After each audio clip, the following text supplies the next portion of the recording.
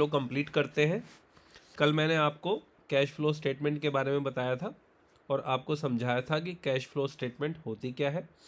Cash flow statement के 3 part होते हैं। एक होता है आपका ऑपरेटिंग एक्टिविटी, एक होता है आपका इन्वेस्टिंग एक्टिविटी और एक होती है आपकी फाइनेंसिंग एक्टिविटी। इट मीन्स कि आप जब भी अपनी कैश फ्लो स्टेटमेंट बनाओगे तो आपको यहाँ पे 3 एक्टिविटीज़ बनानी पड़ेंगी। पहली एक्टिविटी होगी आपकी ऑपरेटिंग एक्टिविटी, सेकंड एक्टिविटी होगी आपकी इन्वेस्टिंग एक्टिविटी और तीसरी एक्टिविटी होगी आपकी फाइनेंसिंग एक्टिविटी। देखिए, मैंने पहले भी बताया था कि बिजनेसमैन या कंपनी ये जानना चाहती है कि उसके पास कितना कैश आया और कितना कैश गया। देखिए, वैसे तो जब भी आप कैश फ्लो स्टेटमेंट का क्वेश्चन करेंगे ना, तो आपको हर क्वेश्चन में एक बैलेंस शीट गिवन होगी और उस बैलेंस शीट के अंदर कैश का ओपनिंग बैलेंस गिवन होगा और कैश का क्लोजिंग बैलेंस गिवन होगा। मतलब आपको कैश का ओपनिंग बैलेंस भी गिवन है और आपको कैश का क्लोजिंग बैलेंस भी गिवन है। मैं एग्जांपल के लिए आपको समझाता हूं। वो दे सकता है कि ओपनिंग बैलेंस है, बैलेंस ऑफ कैश है मेरे पास 50,000 और साथ में कह सकता है कि क्लोजिंग बैलेंस ऑफ कैश है हमारे पास 90,000। तो ये देखने से ही पता चल रहा है कि आपके पास कैश के ओपनिंग में 50,000 था लेकिन क्लोजिंग में आपके पास 90,000 का कैश है। इट मीन्स कि ड्यूरिंग द ईयर आपके पास 40,000 का कैश आया है। ये हमें क्वेश्चन बता रहा है कि ड्यूरिंग द ईयर हमारे पास 40,000 रुपीज़ का कैश आया है। बट जो कंपनी होती है वो ये जानना चाहती है कि ये जो 40,000 का कैश उसके पास ड्यूरिंग द ईयर आया है वो कहाँ से आया है। क्या वो ऑपरेटिंग एक्टिविटी से आया है, क्या वो इन्वेस्टिंग एक्टिविटी से आया है, या फिर वो फाइनेंसिंग एक्टिविटी से आया है।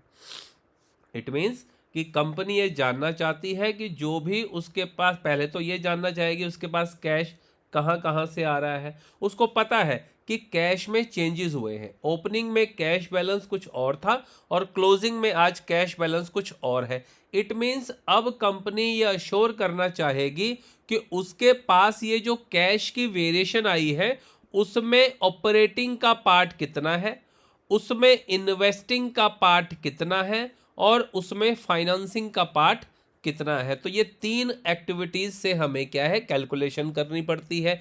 कल मैंने आपको बता दिया था कि ऑपरेटिंग एक्टिविटी का बाइफरकेशन किस तरीके से किया जाता है, किस तरीके से हम प्रॉफिट को लिंक बनाकर अपना cash from operating activity calculate करते हैं।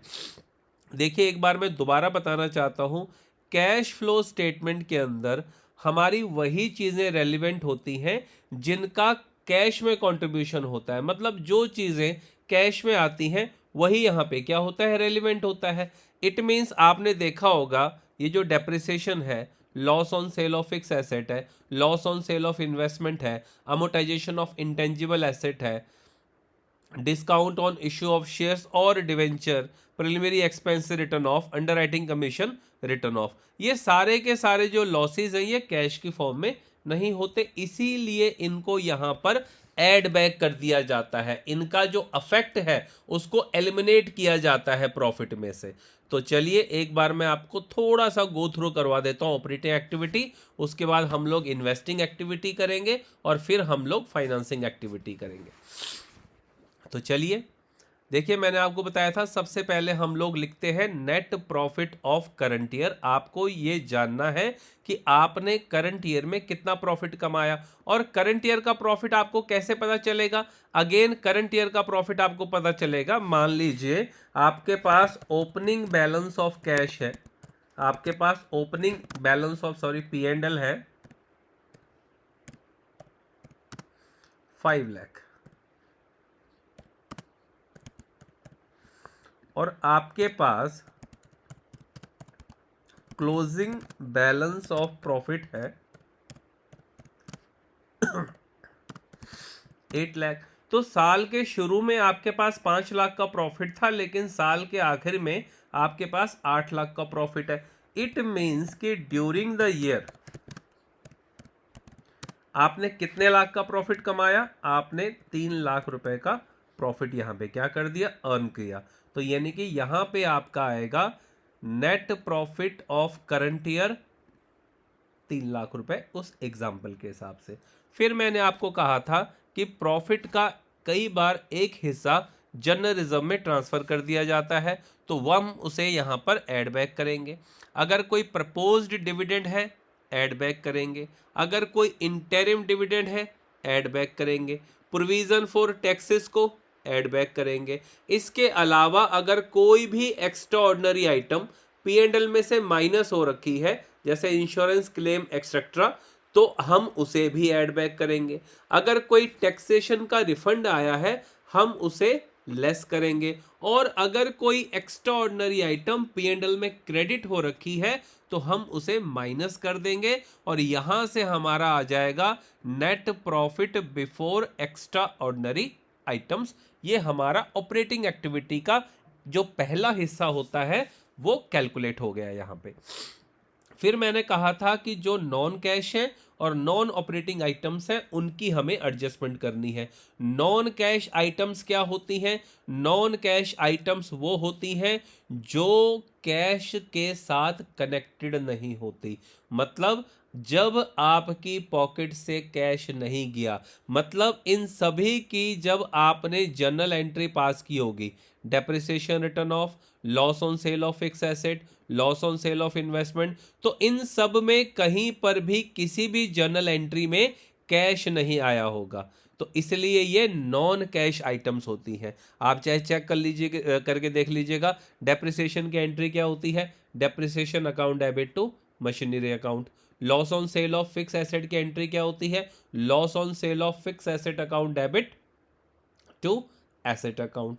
Loss on sale of investment की जनरल एंट्री क्या होती है? Loss on sale of investment account debit to investment account. यानी कि आप कुछ भी कर लीजिए, इन एंट्रीज में कहीं पर भी कैश की इन्वॉल्वमेंट नहीं होती, इसलिए इनको नॉन कैश आइटम्स कहा जाता है। और जितनी भी नॉन कैश आइटम्स होती हैं, चाहे वो डेप्रिसिएशन है, चाहे वो loss on sale of fix asset है, चाहे loss on sale of investment है, चाहे आपका अमोर्टाइजेशन ऑफ इंटेंजिबल एसेट्स है, discount on issue of debenture है, इन सब को हम लोग ऐड बैक करते हैं।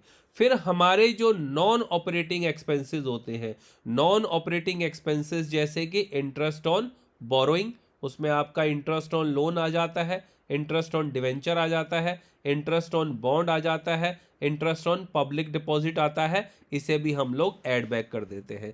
ये नॉन ऑपरेटिंग एक्सपेंस होते हैं, ये बिजनेस में प्रोडक्टिव रोल प्ले नहीं करते, इसलिए इनको भी यहाँ पे ऐड बैक कर दिया जाता है। नॉन कैश एक्सपेंसेस को भी ऐड बैक करते हैं और नॉन ऑपरेटिंग एक्सपेंसेस को भी ऐड किया जाता है। और जो नॉन ऑपरेटिंग इनकम होती है, वो इनकम जो बिजनेस की इनकम नहीं है, वो इनकम जो ऑपरेटिंग इनकम नहीं है, तो जितने भी आपकी ये नॉन ऑपरेटिंग इनकम है, चाहे वो profit on sale of investment है, इंटरेस्ट रिसीव्ड है, रेंट रिसीव्ड है, डिविडेंड रिसीव्ड है, इनको हम लोग यहाँ पे माइनस कर देते हैं और हमारे पास आता है operating profit before working capital changes. हमारे पास हमें मिल जाता है operating profit before working capital changes. Simple है। सबसे पहले हमने निकाला net profit before extraordinary items, उसमें नॉन कैश आइटम्स को ऐड किया, नॉन ऑपरेटिंग एक्सपेंसेस को ऐड किया और नॉन ऑपरेटिंग इनकम को माइनस किया, तो आपके पास आ गया operating profit before working capital changes. Extraordinary items में नॉन कैश आइटम्स को ऐड किया, नॉन ऑपरेटिंग एक्सपेंसेस को ऐड किया, नॉन ऑपरेटिंग इनकम को माइनस किया, तो आपके पास आ गया operating profit before working capital changes. ये हमारे पास यहां पर कैलकुलेट हो गया। तो यहां तक सिंपल है, यहां तक कोई रॉकेट साइंस नहीं है, यहां तक तो आपको समझ आ ही गया होगा और सिंपल है कि हमारे पास आ गया operating profit before working capital changes. फिर मैंने आपको कहा था कि यहाँ पर हम वर्किंग कैपिटल का फैक्ट डालेंगे। जिन चीज़ों के वजह से हमारी वर्किंग कैपिटल बढ़ रही है उसे हम प्लस करेंगे, लेकिन जिनके वजह से हमारी वर्किंग कैपिटल कम हो रही है उसे हम माइनस करेंगे। मैंने कहा था कि करंट एसेट्स के केस में रिलेशन नेगेटिव होता है और करंट लायबिलिटीज के केस में रिलेशन पॉजिटिव होता है। मतलब अगर आपके करंट एसेट बढ़ रहे हैं तो ये वर्किंग कैपिटल को कम करेगा, तो ये माइनस हो जाएगा। अगर आपके करंट एसेट घट रहे हैं तो इससे हमारे वर्किंग कैपिटल पे पॉजिटिव इंपैक्ट पड़ेगा, तो इसे हम प्लस करेंगे। लेकिन लायबिलिटीज के केस में रिलेशन पॉजिटिव होता है। अगर लायबिलिटी आपकी कम हो रही है तो वर्किंग कैपिटल भी कम हो जाएगी, अगर आपकी लायबिलिटी बढ़ रही है तो आपकी वर्किंग कैपिटल भी बढ़ जाएगी। तो ये चार सिंपल चीजें हैं। करंट एसेट अगर इंक्रीज हुआ तो लेस करना है, करंट एसेट अगर डिक्रीज हुआ तो आपको क्या करना है, ऐड करना है। करंट लायबिलिटी अगर डिक्रीज हुई तो आपको लेस करना है, और करंट लायबिलिटी अगर इंक्रीज हुई तो आपको ऐड करना है। करंट एसेट के केस में रिलेशन नेगेटिव रहेगा। Increase in current asset less होगा, decrease in current asset add होगा। लेकिन लायबिलिटी के केस में रिलेशन पॉजिटिव होगा। Increase in current liability add होगा और डिक्रीज इन करंट लायबिलिटी आपका क्या होगा, लेस होगा। जब हम ये पार्ट भी कंप्लीट कर लेंगे तो हमारा आ जाएगा कैश जनरेटेड फ्रॉम ऑपरेशंस। उसमें से हम इनकम टैक्स पेड को माइनस करेंगे और हमारे पास आ जाएगा net cash flow from operating activity अगर पॉजिटिव में आया है, और अगर हमारा आंसर नेगेटिव में आया है तो net cash used in operating activity. ऐसा ज़रूरी नहीं है कि आंसर पॉजिटिव में आएगा या नेगेटिव में आएगा, आंसर पॉजिटिव में भी आ सकता है, नेगेटिव में भी आ सकता है। अगर ऑपरेटिंग एक्टिविटी का आंसर नेगेटिव में आ रहा है तो net cash used in operating activity, और अगर यही आंसर आपका पॉजिटिव में आ रहा है तो net cash flow from operating activity आ जाएगा। तो ऑपरेटिंग एक्टिविटी को देखो हमने 3 पार्ट में किया।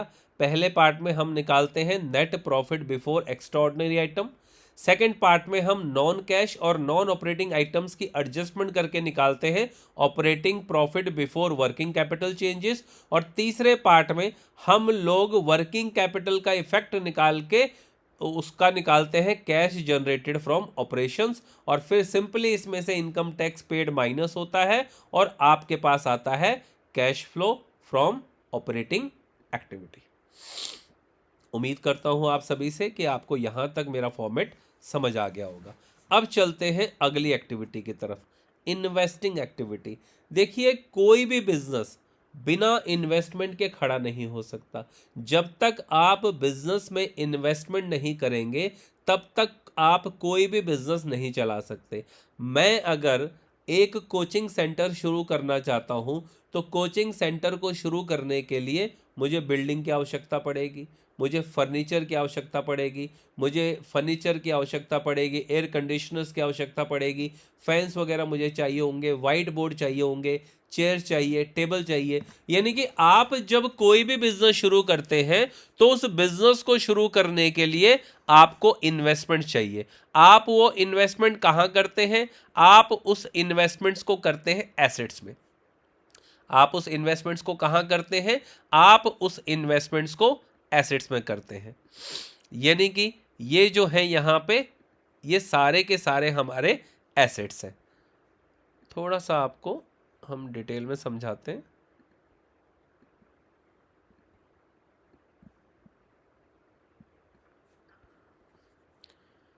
एक सेकंड बच्चों बस।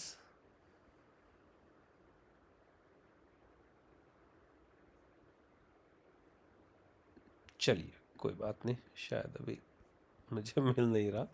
हाँ जी, चलिए इन्वेस्टिंग एक्टिविटी। तो मैंने आपको क्या कहा कि जब भी हम बिजनेस शुरू करते हैं आपको उस बिजनेस को शुरू करने के लिए एसेट चाहिए।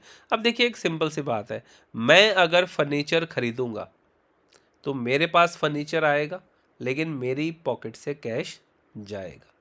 मैं अगर मशीन खरीदूंगा मेरे पास मशीन आएगी लेकिन मेरी पॉकेट से कैश जाएगा। मैं अगर इन्वेस्टमेंट खरीदूंगा तो मेरे पास इन्वेस्टमेंट आएगी लेकिन मेरी पॉकेट से कैश जाएगा। मैं अगर गुडविल को मान लीजिए बाय करूंगा तो मेरे पास किसी फर्म की गुडविल आएगी लेकिन मेरी पॉकेट से कैश जाएगा। तो इन्वेस्टिंग एक्टिविटी का सिंपल सा नियम है कि जब आप कोई चीज खरीदोगे तो आपका कैश जाएगा, और जब आप कोई चीज बेचोगे तो आपके पास कैश आएगा। तो कैश आएगा तो इन्वेस्टिंग एक्टिविटी में प्लस होगा, और कैश जाएगा तो इन्वेस्टिंग एक्टिविटी से माइनस होगा। तो चलिए जी, अभी मैं आपको यहां पे समझाता हूं।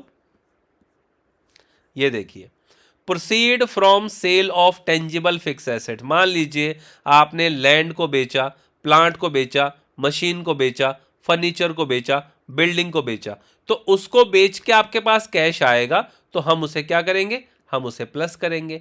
आपने गुडविल सेल की या कोई भी इंटेंजिबल एसेट सेल किया तो आपके पास पैसा आएगा, तो ये भी प्लस हो जाएगा। आपने कोई इन्वेस्टमेंट बेच दी, नॉन करंट इन्वेस्टमेंट को आपने क्या कर दिया, सेल कर दिया। मान लीजिए आपने कंपनी के शेयर्स और कंपनी के बॉन्ड बेच दिए, तो आपके पास पैसा आएगा, तो ये भी प्लस होगा। Interest received, dividend received, rent received. अब आप देखिए, थोड़ा सा ध्यान दीजिएगा, मैंने आपको यहां पे नॉन ऑपरेटिंग इनकम माइनस करवाई थी। ऑपरेटिंग एक्टिविटी में हमने क्या किया था, ऑपरेटिंग एक्टिविटी में हमने इन नॉन ऑपरेटिंग इनकम्स को माइनस किया था। ये जो नॉन ऑपरेटिंग इनकम है इनको हमने माइनस किया था। अब आपको यहां पे क्या करना है कि ये जो नॉन ऑपरेटिंग इनकम आपने ऑपरेटिंग एक्टिविटी में माइनस की थी, यही तीनों इनकम्स आपकी इन्वेस्टिंग एक्टिविटी में ऐड हो जाएंगी।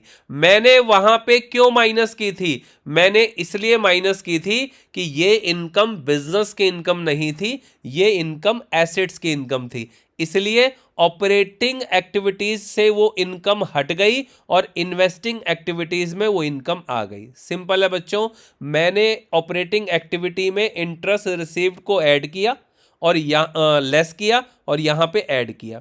वहां पर मैंने डिविडेंड रिसीव्ड को लेस किया और यहां पे ऐड किया। रेंट रिसीव्ड को हमने ऊपर लेस किया और यहां पर ऐड किया। इन्वेस्टिंग एक्टिविटी का सिंपल सा नियम है कि जितने भी आपके एसेट होंगे और एसेट्स पे होने वाली इनकम होगी, वो सारी की सारी इन्वेस्टिंग एक्टिविटी के अंदर आती है। मतलब आपने एसेट को बाय किया, इन्वेस्टिंग एक्टिविटी में क्या हो जाएगा, माइनस हो जाएगा।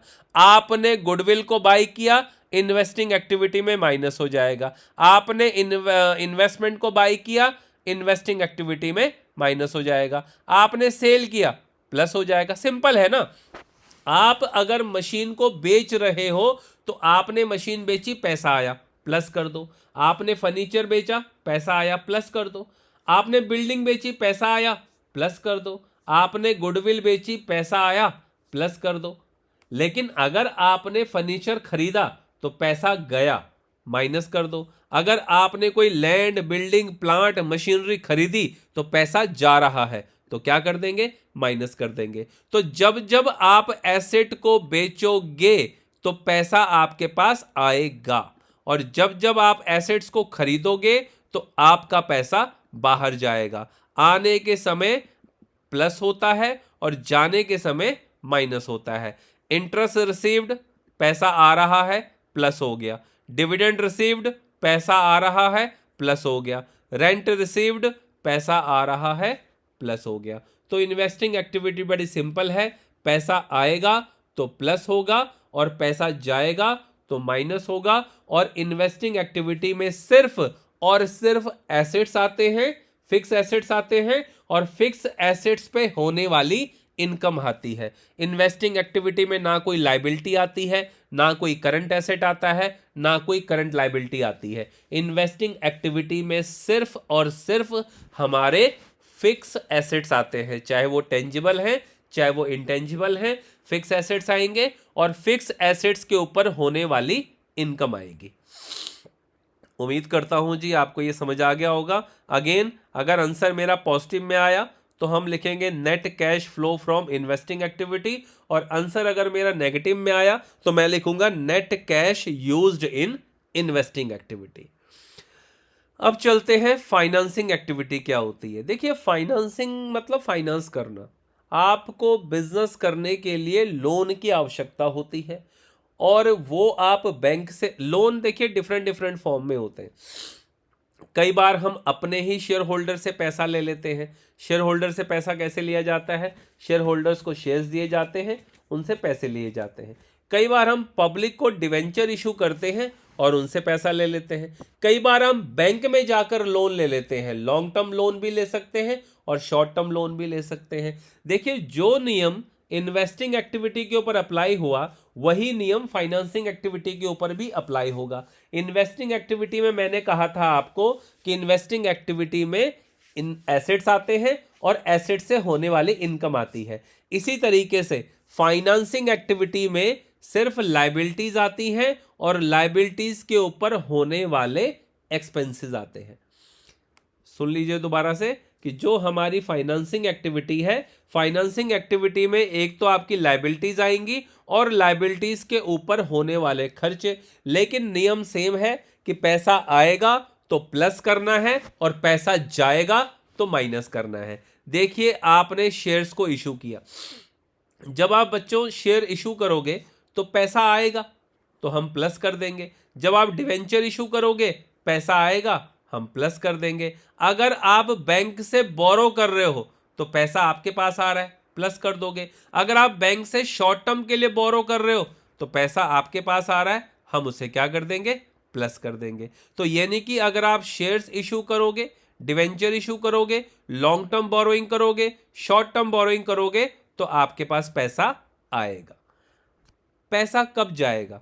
देखिए, आपने बैंक से पैसे ले रखे थे ओवरड्राफ्ट की फॉर्म में, आपने बैंक का पैसा वापस कर दिया, पैसा जाएगा। आपने शेयर होल्डर को डिविडेंड दिया, पैसा जाएगा। आपने प्रपोज डिविडेंड दिया, पैसा जाएगा। आपने लॉन्ग टर्म बोरोइंग के ऊपर इंटरेस्ट दिया, पैसा जाएगा। आपने बैंक ओवरड्राफ्ट के ऊपर इंटरेस्ट पे किया, पैसा जाएगा। आपने लोन वापस किया, पैसा जाएगा। आपने डिवेंचर्स के पैसे वापस किए तो पैसा जा रहा है, और आपने प्रेफरेंस शेयर्स होल्डर का पैसा वापस किया तो पैसा जा रहा है। तो जहां जहां पे पैसा आ रहा है हम उसे प्लस कर रहे हैं, और जहां जहां हमारा पैसा जा रहा है हम उसे क्या कर रहे हैं? माइनस कर रहे हैं। सिंपल सा कंसेप्ट है।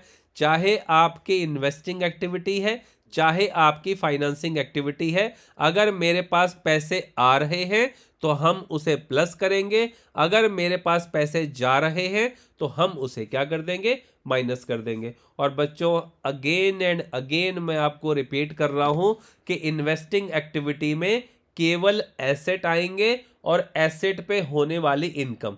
एसेट्स कौन से होते हैं? Tangible fixed assets, intangible fix assets, non current investment. और इनकी इनकम क्या होती है?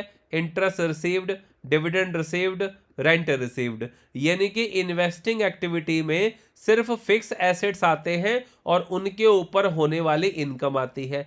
फाइनेंसिंग एक्टिविटी में सिर्फ लायबिलिटीज आती हैं। लायबिलिटीज शॉर्ट टर्म भी हो सकती है और लॉन्ग टर्म भी हो सकती है। तो फाइनेंसिंग एक्टिविटी में सिर्फ लायबिलिटीज आती हैं, और लायबिलिटीज के ऊपर जो आप इंटरेस्ट पे करते हो, जो आप डिविडेंड पे करते हो, वो हमारे पास फाइनेंसिंग एक्टिविटी में आता है। जैसे शेयर होल्डर के फंड्स होते हैं, उसको इंटरनल लायबिलिटी माना जाता है, उसके ऊपर हम लोग डिविडेंड पे करते हैं। अगर आपने डिवेंचर होल्डर से पैसे ले रखे, उसके ऊपर हम इंटरेस्ट पे करते हैं। तो फाइनेंसिंग एक्टिविटी में क्या आएगा? Liabilities, internal liability, external liability, और उन लायबिलिटीज के ऊपर होने वाले एक्सपेंसेस जो इंटरेस्ट की फॉर्म में होते हैं और डिविडेंड की फॉर्म में होते हैं। बाकी नियम वही है कि पैसा आएगा तो प्लस करना है, पैसा जाएगा तो माइनस करना है। पैसा आएगा तो प्लस करना है और पैसा जाएगा तो माइनस करना है। अगेन, अगर पॉजिटिव में आया तो net cash flow from financing activity, अगर नेगेटिव में आया तो net cash used in financing activity हमारा आ जाएगा। अब देखिए, हमने तीनों ही एक्टिविटीज से अपना कैश कैलकुलेट कर लिया।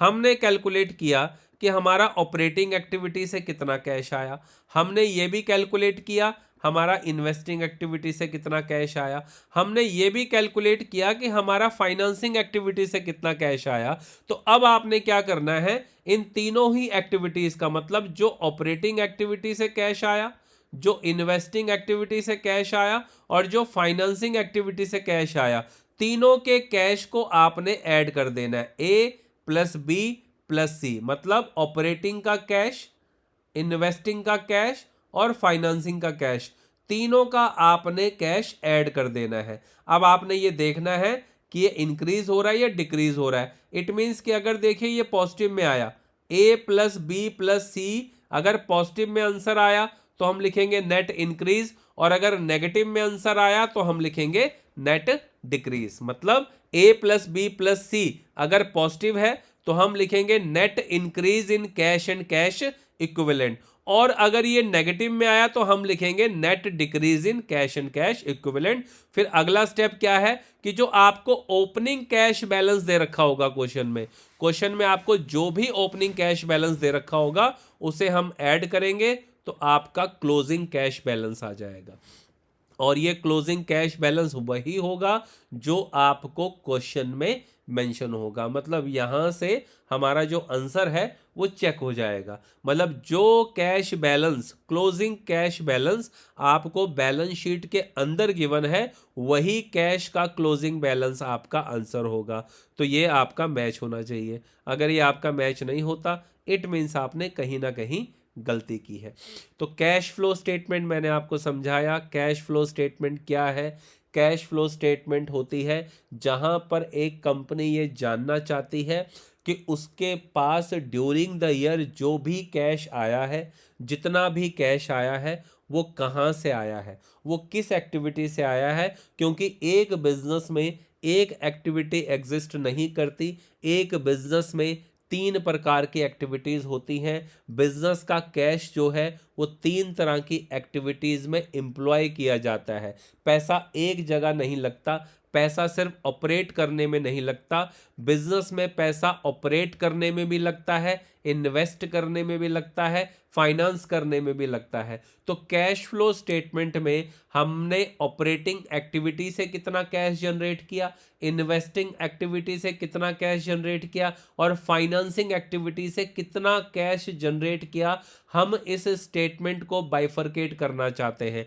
हम अपने कैश फ्लो स्टेटमेंट में ये जानना चाहते हैं कि सिर्फ ऑपरेटिंग एक्टिविटी का मेरा कैश कितना था, सिर्फ इन्वेस्टिंग एक्टिविटी का मेरा कैश कितना था और सिर्फ फाइनेंसिंग एक्टिविटी से मेरा कैश कितना था। इससे हमें यह पता चल जाएगा कि सेपरेट सेपरेट एक्टिविटी में हम कैश जनरेट कर रहे हैं या हमारी पॉकेट से कैश जा रहा है। ये आपको आपकी कैश फ्लो स्टेटमेंट बताती है और यही हमारा कैश फ्लो को बनाने का ऑब्जेक्टिव भी होता है।